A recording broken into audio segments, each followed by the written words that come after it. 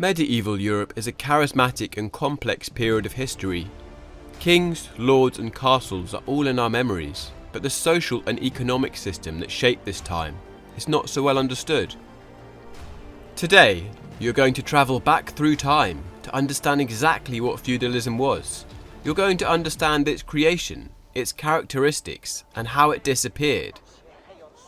And, as almost always in human history, it is a story of money and taxes.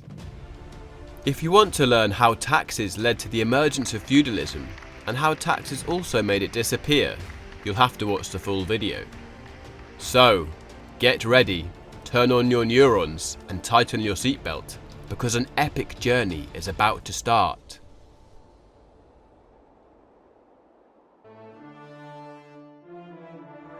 We know feudalism as the political, economic and social system that was characteristic of medieval Europe.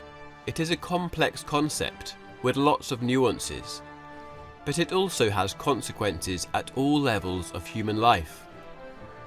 Feudalism was characterized by a predominantly rural economy with the fiefdom as the basic unit of production. The fiefdom was ruled by a feudal lord to whom the king had granted the land's possession. Society was hierarchical, meaning that there were different levels and ranks with different rights and duties. The majority of the population had very few rights, while a small portion enjoyed many rights. Society operated through a system of feudality based on feudal pacts and contracts. A feudal pact consisted of a set of obligations and services between a free man, known as vassal, and another free man, known as lord. These obligations created a relationship of protection and sustenance from the lord towards the vassal. For example, in exchange for swearing loyalty to the king, feudal lords were rewarded with a fiefdom to live in. Peasants, in return for their loyalty to the feudal lord, had the right to receive justice and protection. A feudal society is very different from our contemporary society. Nowadays, the economy is not based on agriculture, and feudal manners no longer exist. Nor do we live in a hierarchical society. Everyone has the same rights and obligations. Well, almost everyone.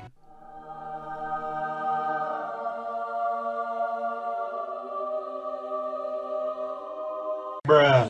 We don't make fidelity pacts with anyone to obtain employment, protection or justice. An individual can work, move or do whatever he wants. But to understand how feudalism developed in Europe, we must travel back to the beginning of the Middle Ages. After the fall of the Western Roman Empire, the ancient Roman world entered a period of decline. In continental Europe, new states emerged, commonly known as Frankish kingdoms. The economy impoverished and cities lost population. People returned to rural areas and trade declined. The prosperous Roman cities languished. The roads were infested with bandits. There were barely any officials ensuring order for the kingdoms to function. Following a period of agricultural crisis and urban depopulation that spanned from the late Roman Empire to the year 1900, significant changes began to take place on the 9th and 10th centuries, laying the foundations of feudalism. During this period, rural society was characterized by sparse settlements, low land productivity and a large semi-nomadic population. However, the rural population in general enjoyed great freedom and most of them owned the land they worked on. Traditionally, feudalism was believed to have begun with the military revolution of the Frankish cavalry. Its creation was attributed to Charlemagne. According to this perspective, the high costs of maintaining the cavalry forced the Frankish kings to grant benefices to the knights, so that they could cover the expenses of maintaining the cavalry. Each knight was obliged to serve on horseback, which incurred significant costs, as they needed to maintain a stable of horses, feed them, and have workers and assistants take care of the animals. Maintaining the cavalry required money, a lot of money. The benefice granted by Charlemagne was the fiefdom, a large portion of land that the knight, also known as the feudal lord, would manage. They could decide what to cultivate, which animals to raise, and how to extract and sell raw materials such as metals, stone, or wood. With all of that money, they could maintain the cavalry needed by the king and also enjoy a good life. However, nowadays, many historians believe that the origin of feudalism is not as simple as that. Rather than attributing the origin of feudalism to a single person like Charlemagne, some tend to see it as the product of delegating responsibilities during a period of economic growth and limited effective power of the monarchs. In other words, kings realised that the economy was finally growing, but they were unable to collect taxes. Their main problem was that they lacked specialists such as accountants or lawyers that could calculate and collect money throughout the kingdom. So the easiest way was to obtain payment in kind. The kings made the nobles swear loyalty and started granting them fiefdoms. So it was up to the nobles to make them profitable and collect taxes within their fief. In exchange, instead of money, the kings directly obtained soldiers. All of this was based, as we mentioned before, on a pact of loyalty that created obligations and services between a free man, in this case the noble, and another free man, the king. This pact created obligations of protection and support. In other words, nobles were obliged to be loyal and assist the king when requested, and in return they received economic support and aid from the king when they were attacked by others. The feudal homage consists of 4 ceremonies, with slight variations depending on the region. Firstly, the vassal joined their hands, and the lord would take them in an act reminiscent of the mixing of Germanic blood. Secondly, both the vassal and the lord clicked on the like button and subscribed.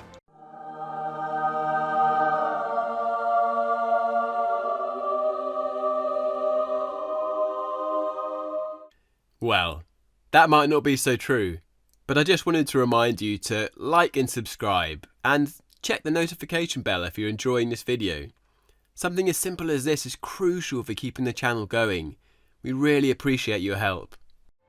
Actually, the second step was to swear allegiance upon the Bible or the relic of the saint. Thirdly, the kiss. Sealing the pact with a kiss, which could be on the hand or on the mouth. And finally, a letter notifying the transfer of the fiefdom was written. This pact allowed the king to have a large army without the need of collecting and controlling taxes. When the king needed soldiers, he would notify the nobles of how many warriors they should send, and soon they would be at his service. This was somehow a kind of medieval outsourcing.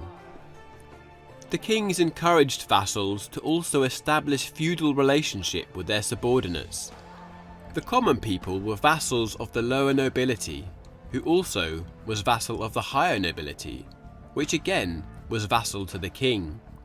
Thus, society ended up in a pyramid-like chain of vassalage, with the king at the top. Ultimately, as we have seen, the king only had power if the feudal lords decided to support him. In the end, the feudal lords were the ones who benefited the most from the system. They had the money and the armies. The manor, or fiefdom, was organised in a practically self-sufficient manner. The basis of production was agriculture, and the land was divided into 3 parts. A. The dominical land, which was exploited by the lord. Naturally, the lord did not work on the land by himself. He had workers under his command. B. The domain land, which was worked by the serfs. And C. The common lands, which were communal areas that could include places such as grazing, pastures or forests. They could be used by all of the inhabitants of the region. The lords exercised their power over their subjects with almost absolute authority. Free peasants, serfs and slaves were under their jurisdiction. The lords were meant to comply with the laws, but in reality there were barely any legal restraints or royal will to limit them. People could ask for justice from the king, but they needed money and knowledge to be able to travel to the court. And, as you can imagine, the king would not risk his relationship with the noble just because a peasant reported an injustice. So as always, the system harmed the weaker people. In the 10th century, the so-called agricultural revolution took place. Technological innovations such as the rigid harness, wooden yoke, heavy plough, 3-field rotation and watermill were introduced. These innovations increased crop yields. This led the feudal lords to strive to seize the lucrative agricultural production, which was starting to generate much more money. Because if there was something that the feudal lords loved, it was money.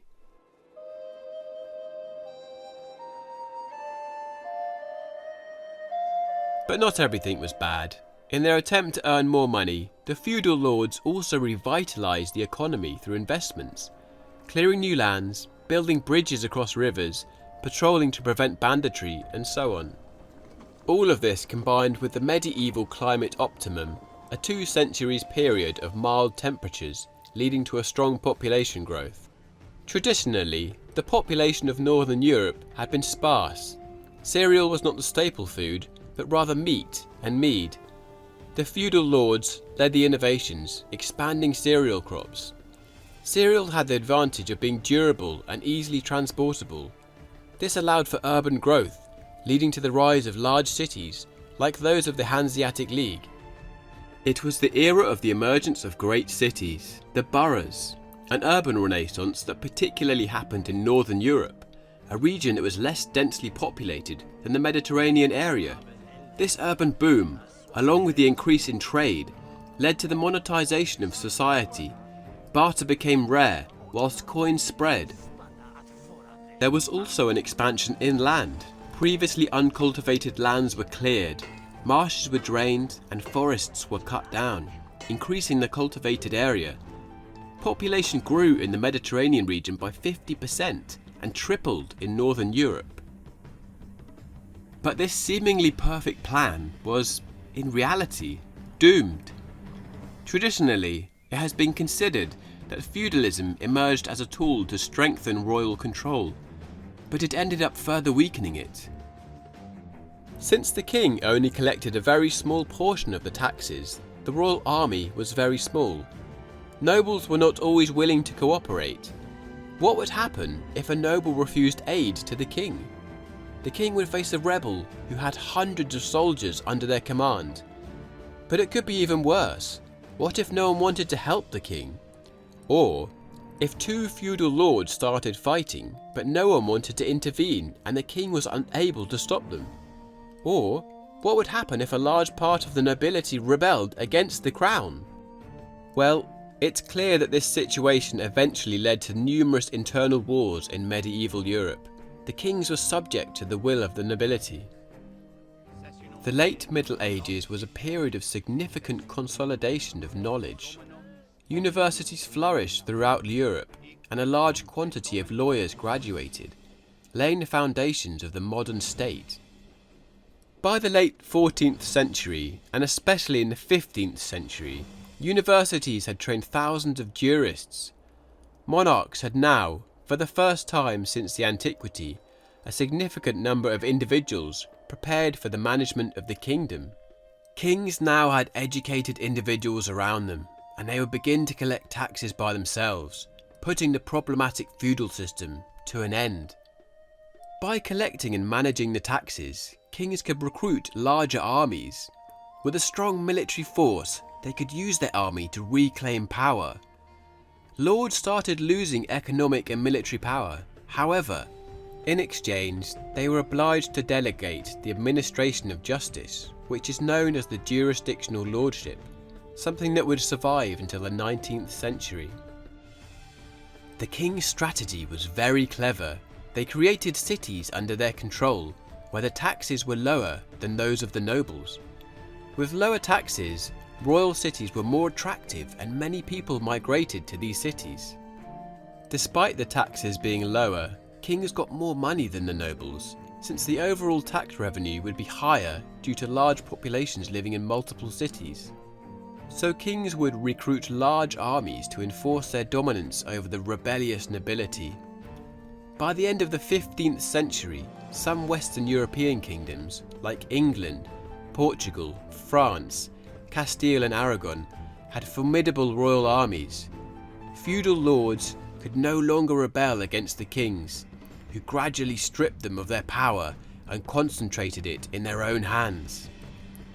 Thus, the modern states were born, characterized by an absolute monarchy.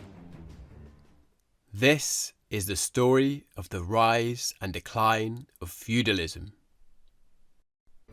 If you've made it this far, well done. Now all that's left to do is like, subscribe, and click the notification bell. You might be interested in watching one of the next videos where we explore super interesting topics. If you love geography and history, I highly recommend watching more videos and share them with anyone you think might be interested. So, thank you for listening. We really look forward to seeing you again soon.